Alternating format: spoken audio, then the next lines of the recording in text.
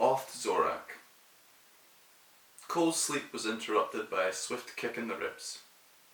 The dwarf grunted and he rose as commanded. Light had filtered into the back of the cave with the morning sun. Cole looked around, but there was no sign of Eden. He pushed past the dwarf and rushed into the glow. He was there, standing with the other dwarves at the mouth of the cave, ready for another long day's trek on the mountain, or a considerably quicker journey off the mountain. Cole noticed a couple of the dwarves had turned their gaze to him, not just to look, but to stare. The dwarf who had committed the drastic act of self-mutilation now had a crude piece of metal strapped to his arm in the shape of a pickaxe. It was not something that had been made with beauty in mind. Eden spotted Cole. "Good morning. More climbing today, I reckon." "He seems remarkably chipper." Cole grimaced. Leave it to Eden to find a way to be adored through a language barrier. "Morning," replied Cole. They resumed their clash with their eyes. The view of the land ever changed as they spiralled the cliffs. The mountain was an affront to the natural world. Time liked to dictate that if anything was going to be that big and that old, it wasn't allowed to be pointy as well. This particular mountain didn't care much for that philosophy. By midday they were above all other peaks, but still they climbed. By mid-afternoon they were among the clouds. Faint wisps gathered and closed in. Soon it became impossible to see more than a few feet ahead, and the dampness brought chill to their bones. The mountain grew steeper and more perilous. The party used their hands and feet to claw up the rocky walls. The fog clung to the mountain, making it slippery to grip. Every foothold gained was a scramble. Cole's clothes were drenched, his fingers and nose dripped. The fog blinded the others from him, and him from them. The clouds sucked sound from the air. The dwarves' grunting had vanished. Eden's strains could no longer be heard. Even the wet sound as Cole clamped onto the mountain was muffled. In the dark sound, the eerie silence roared like a whisper. The sound of the mountain was all that remained. The mountain was all there was. They burst through the clouds, and faint streams of white followed them still higher, until they vaporized into nothing. Cole did not look to see if Eden was still attached to the mountain. He didn't even think of it. The steepness of the cliffs did not fade, and the group moved glacially. Cole's arms were not used to this kind of excruciating labour. These dwarves were seasoned rangers and accustomed to making the climb. Still, even they wouldn't refer to it as easy. They wouldn't refer to it as difficult either, because it was not dwarfish to admit such things. If really pestered for a response, they probably would have conceded it was fine, or some dwarvish grunt of similar meaning. The idea of rest lurked at the rear of Cole's mind constantly, but he would not humour it. His arms had crawled through the vast desert realms of pain, and had now meandered into the weightless space of nothing. They no longer caused him pain. They didn't cause him any feeling at all. Every move became a gamble. Every new grip he glared at his hand, willing his fingers to curl onto a new rock. For a long, long time, Cole saw nothing but the stone a few inches from his nose. Reaching over his head, Cole found only air. He lowered his hand until it rested upon rock. Smooth rock. Smooth, flat rock. He lifted his other hand. More smooth rock. His head lifted hopefully. He gave one final push with his legs and clawed his way onto the flat mountain top. A couple of dwarves were already up and on their feet. Around him the others were climbing onto the peak. Cole noticed none of this, in his own little world of bliss. Pain came back to his limbs, and Cole felt a strange sense of ecstasy. He lay pressed against the rock. One dwarf placed a strip of meat in his hand, but it was a long time before Cole brought it to his lips. He stuck the end into his mouth and sucked. Gradually it softened, and Cole tore off a chunk and chewed. He eagerly worked his way through the rest, and soon felt some strength returning to him. He pushed himself to his knees, and, as he tried to stand, 2 dwarves appeared by his sides and lifted him up. He wanted to gesture a thank you to them, but this simple act proved difficult. They seemed to understand and bustled off, leaving him to take in his surroundings. The entire peak was perfectly flat and as smooth as a table. It wasn't a large area, but big enough for them all to fit and have a little breathing room. As though the very tip of the mountain had been sheared and polished. Most of his captors were gathered in the middle of the summit. Not far away from him lay Eden, passed out from exhaustion. Cole stepped to the edge of the mountain. Far below, the clouds were swarming across snow-capped peaks. Somehow, this one remained bare. Far in the distance, Cole saw the great water he must have crossed just 2 nights ago. He drifted to the other side of the peak. Beyond the mountains, the water was not present. In its place was a great forest, a green sea as vast as the blue.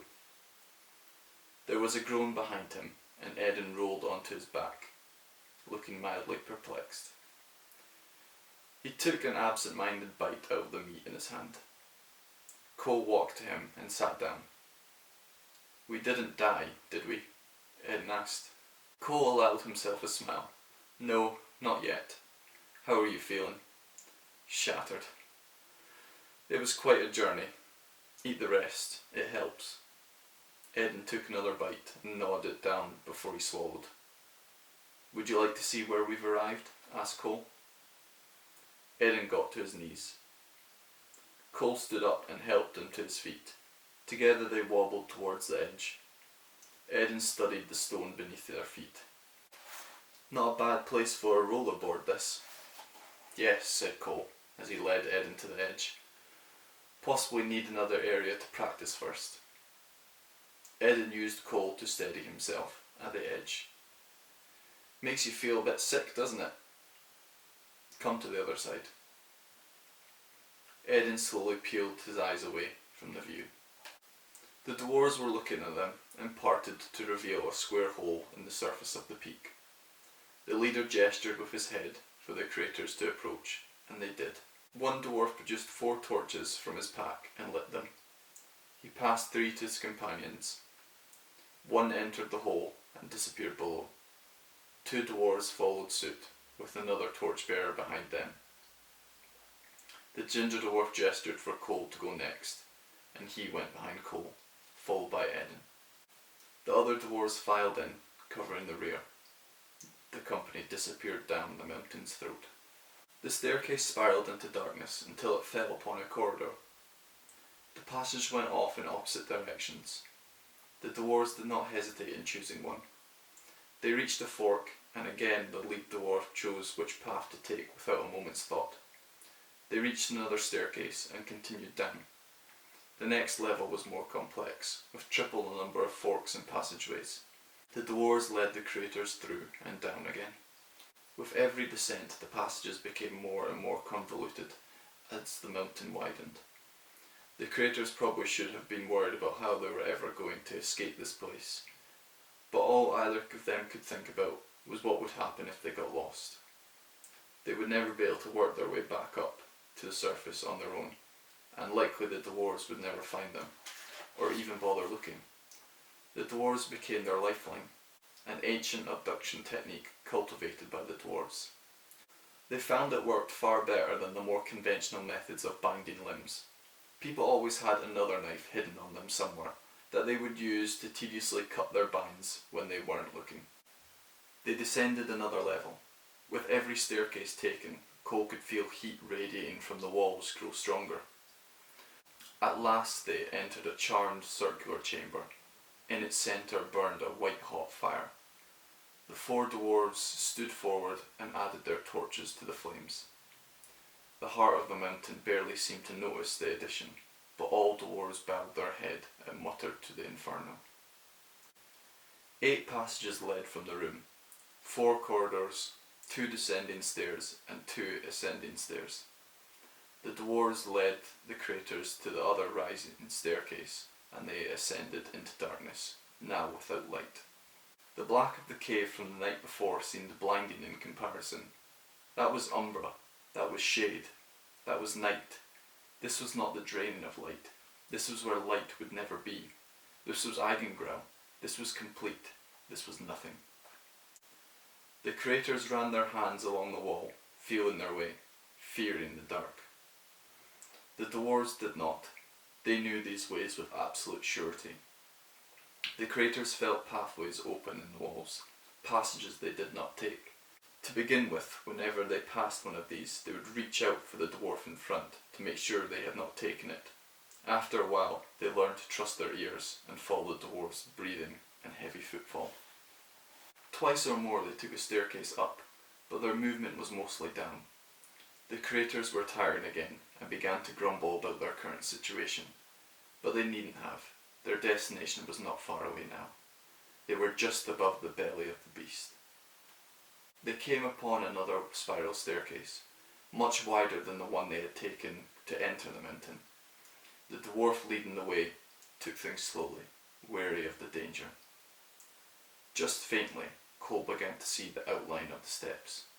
A couple more, then the dwarf in front came to a halt.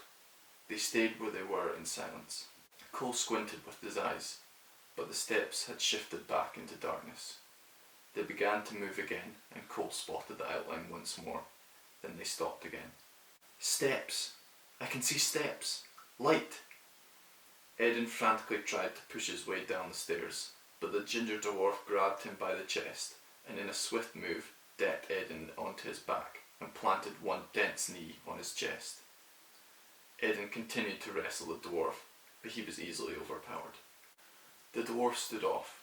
Eden paused for a moment before pushing himself back up and into the dwarf. The dwarf slammed him back against the stone. No! Eden froze. Did you just talk? The dwarf turned away and the troops started to descend again. Cole, they can talk. He spoke. You heard him. He spoke. Cole remained silent. Eden's protests would have continued, but in the darkness he could feel the stairs. The dark dwarven eyes congealed on his aura. He swallowed his rebuttal, and against his instincts, allowed order to resume. They continued down the staircase, always stop-starting. Noise rose from the depths. The stairs no longer vanished with each stop, but became clearer with every start. The light grew brighter, the noise became louder. The dwarfs led the creators out the stairwell and into the light of Oth-Zorak. The creators' eyes burned at the sight of the dwarven realm. Fires illuminated shining metals that acted like mirrors, casting the light in wondrous directions. The great hall was vast, and although the base was brightly lit, the fire's glow did not reach the black ceiling. Cole turned and looked at the pillar they had descended. The staircase ran right through its core. Just one of 100 identical-looking pillars in the hall. Cole couldn't see the tops of any, their capitals shrouded by the engulfing darkness. Groups of dwarves walked through the columns, going about their business. None of their heads reached the top of the bases, and each pillar was as wide as a house. How could they have possibly made this? The captors led them away from the stairwell, and Cole noticed that the cavern had a horizon. But as he stared into the distance, his vision blurred in the haze to a point where he could not understand what his eyes were trying to tell him. They walked past countless columns before a wall came into view through the stone trunks. Cole thought he saw a row of mouse holes running along the wall, but as the group approached he realised they were not mouse holes at all, but the biggest doorways he had ever seen. The ginger dwarf veered off, leading his troop and the creators to one of the smaller, less ornate doors. They passed through an archway, still twice the height of Cole, and wide enough for four to walk abreast. Inside it was much smaller and far darker. A solitary fire hung above, suspended by chains. The dim light from it revealed 8 prison cells. The leader gestured, and one of the others went to the grated door and creaked it open. Eden and Cole were hustled into the cell, and the door swung shut behind them. Cole looked through the bars as the ginger dwarf fiddled with the lock to seal them in. The dwarf gave him a final look before they all left and pulled the great stone door shut. The slab closed with a thud, stealing the sound and the light of the great hall. Behind him, in the dim light, Cole heard a groan. Eden sprawled himself out on a bench. Cole sat himself down on the other. Well, I didn't anticipate this. No, this was definitely unforeseen. Eden winced as he removed his boots. You all right? Asked Cole. I'm fine, said Eden, caressing his foot. Just hurt myself on the climb. It's a little swollen, that's all. Cole tried to further the conversation, to talk about the ordeal they had been through, and what plan, if any, they might be able to design so they could escape and get back home. Eden's replies became shorter and more irrational until he drifted off. Cole stayed up with his thoughts for a while longer before he too succumbed to exhaustion.